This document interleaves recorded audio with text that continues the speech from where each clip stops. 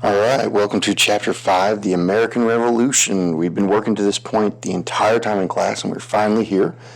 It is a major turning point in all of human history and sparks a lot of further movements on down the line. So we're going to start here with the introduction and get through Section 1 and 2 here in this first lecture, and we'll try and move through this as quick as possible. Remember that we have our unit test this week, so try and get these lectures listened to as quickly as you can.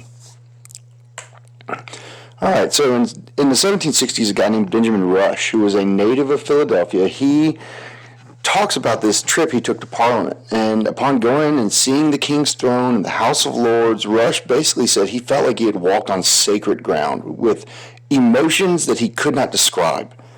And throughout the 18th century, the colonists had really developed this significant emotional tie with both the British monarchy and the British Constitution. And so the British North American colonies had just, helped win a world war, basically. And like Rush, most of them had never been more proud to be British. But yet, a little over a decade later, those same colonists are going to declare their independence, break away from the British Empire.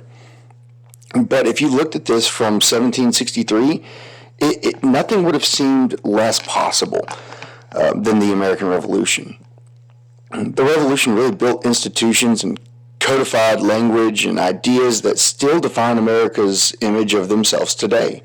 Moreover, revolutionaries justified their new nation with radical new ideas. It changed the course of history. It sparked a global age of revolution. But the American Revolution was kind of paradoxical and just as it was unpredictable. The revolution was fought in the name of liberty, but then allowed slavery to continue. Resistance to centralized authority, that's really what tied all these desperate colonies closer together under these new government systems. The revolution created politicians that were eager to foster Republican selflessness and protect the public good and encourage individuals in self-interest and personal gain. You have the founding fathers who kind of instigate and fought this revolution to secure independence from Britain. But they didn't fight that revolution just to create democracy. To successfully rebel against Britain, however, it really required a few dozen founding fathers, honestly, and common colonists would join in the fight. It unleashed popular forces that shaped the revolution itself, often in ways that were not really welcomed by the elite leaders. And so once they kind of got started, these popular forces continued to shape the new nation and indeed the rest of American history.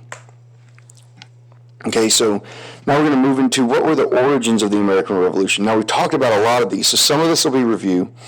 Some of it will be kind of, more build-up.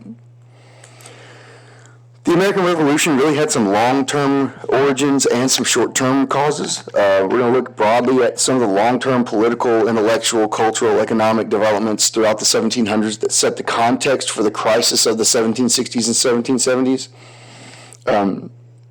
Between the Glorious Revolution of 1688 and the middle of the 18th century, Britain had basically largely failed to define the colony's relationship to the empire and really institute a coherent program of imperial reform.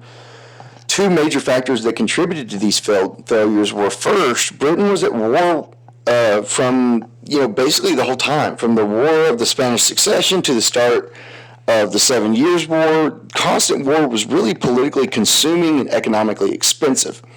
So Britain really wasn't paying attention. Second, there was really some competing visions of, how the empire was divided by British officials. You had people that were called Old Whigs, and their supporters, they envisioned an authoritarian empire that was based on conquering territory, extracting resources. They wanted to eliminate Britain's growing national debt. They wanted to raise taxes, cut spending on the colonies. On the other side, you had the radical Whigs, or the Patriot Whigs. And they based their imperial vision on trade and manufacturing instead of land and resources. They argued that economic growth